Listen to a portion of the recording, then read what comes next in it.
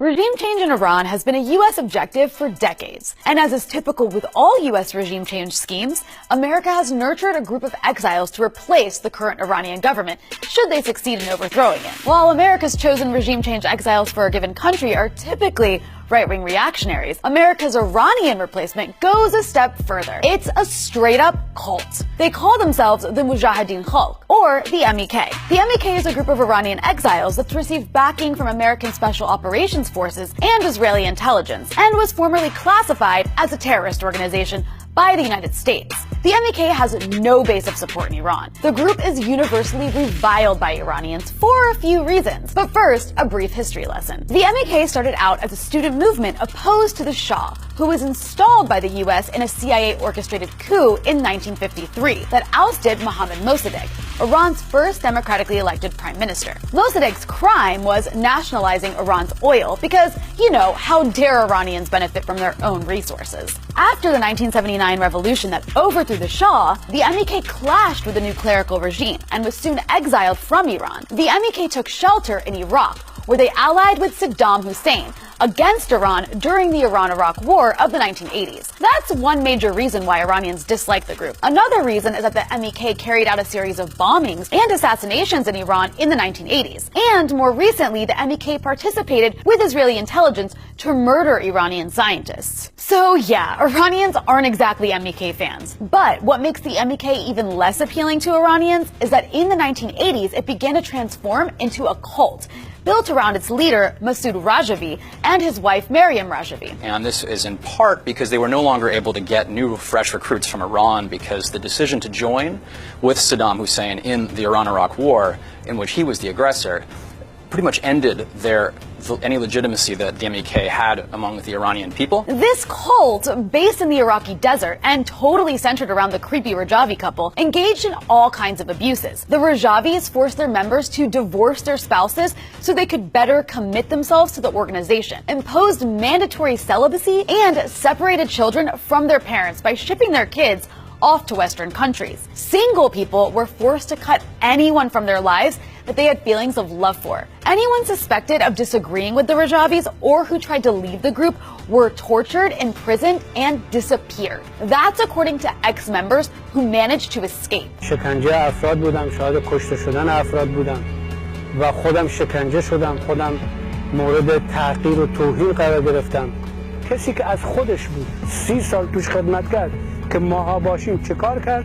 بعد فردا به ایرانم میرسیم. After the US invaded Iraq, the MEK was isolated to an Iraqi compound called Camp Ashraf, under American protection, where the abuse of their members continued. More than 70% of the MEK members in Camp Ashraf were said to be held there against their will, while others were apparently tricked into going and subjected to mind control exercises. Meanwhile, back in the US, the MEK was being used as a tool against the Iranian government. In 2005, the US Joint Special Operations Command trained MEK operatives at a secret site in Nevada in communications, cryptography, weaponry, and small unit tactics. It's believed that this is where they learned to build the bombs that were used to assassinate Iranian nuclear scientists. The MEK has been in a virtual war with the mullahs in Iran since the fall of the Shah, and you don't have to urge them to kill anybody. They're very eager to do it themselves inside that country.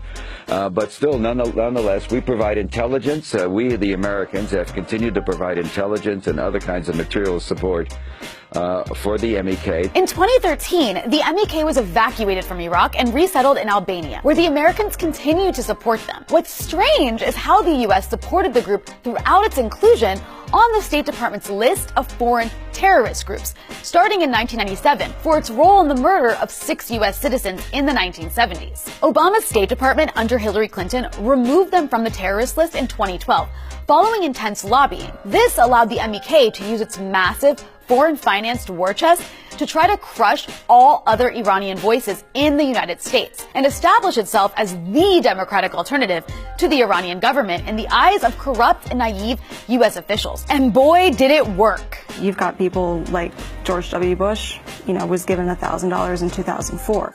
So I see here John McCain. So is this Republicans, Democrats?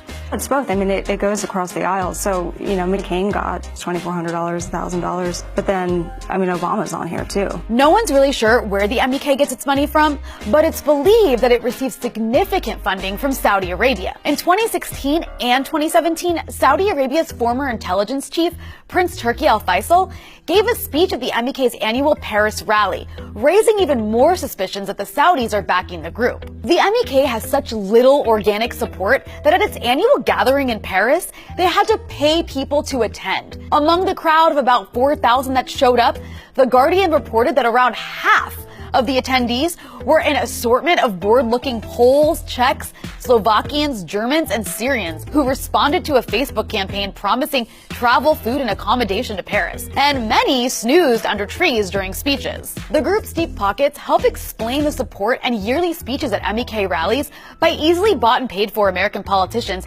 and luminaries of the foreign policy establishment on both ends of the political spectrum. You've been able to form resistance units all over Iran. Those protests are not happening accidentally. They're being coordinated by many of our people in Albania and many of our people here and all throughout the world. The stars seem to be aligned to accomplish what we all want to accomplish, which is the downfall of the mullah's regime. Are you ready for Madam Rajavi as president of Iran? Even Howard Dean, former governor of Vermont and an original anti-Iraq war critic, is on the MEK payroll and defends them passionately. It's not a terrorist group, first of all. Aren't they responsible for car bombings in Iran? 30 years ago, they were responsible for some terrorist acts. Actually, the MEK has continued to engage in plotting attacks against Iran, which is precisely why the Americans like the group, especially as U.S. policy under Trump becomes even more hawkish against Iran. On the 65th anniversary of the 1953 U.S.-backed coup, Secretary of State Mike Pompeo announced the formation of an Iran Action Group to execute the Trump administration's cruel policy of collective punishment against Iranians through crippling economic sanctions. For nearly 40 years, the regime in Tehran has been responsible for a torrent of violent and destabilizing behavior against the United States, our allies, our partners, and indeed the Iranian people themselves. Why does that all sound so familiar? Saddam Hussein remains an impediment to the well-being of his people and a threat to the peace of his region and the security of the world. There is a viable opposition to the rule of the Ayatollahs, and that opposition is centered in this room today. Strengthening our political support to make sure the opposition, or to do what we can to make the opposition a more effective voice. The BBG is launching a new 24/7 Farsi language TV channel, beginning broadcasts of a Radio-Free Iraq throughout the country. Friendship with the Iranian people. The aspirations of the Iraqi people. It seems the past is always present. It's the same regime change script over and over again. The more unstable we can help Iran to become, the better it is to actually secure peace if we can get rid of that theological regime one day. You know, when pundits talk about a regime, they think they can separate it from the people. But the regime is a government with employees. It's a government that organizes traffic lights and traffic laws, and electricity for hospitals and people's homes, and water for them to drink, and police to prevent people from eating each other, and an economy so they know that their money has value, and immunization so their kids don't get polio. Melt the system just for fun. Hey, it's not a system. It's a country. You're talking about people, all right? A whole country full of people. It's the same exact thing that was done in Iraq, in Libya, in Syria, supporting a reactionary group of unpopular exiles as a tool to help collapse the state. And it worked out terribly in each case, creating refugee crises that ultimately empowered the far right in Europe. Iran is the most stable country in the Middle East, and it's a massive country with a population of 80 million. Destabilizing Iran will only lead to more chaos and destruction, and ultimately even more refugees flooding into an increasingly hostile and right-wing Europe. The far right will gain, and the Middle East will be down another country, brought to you by the same people who brought freedom to Iraq. This is the same freedom they want to bring to the Iranian people.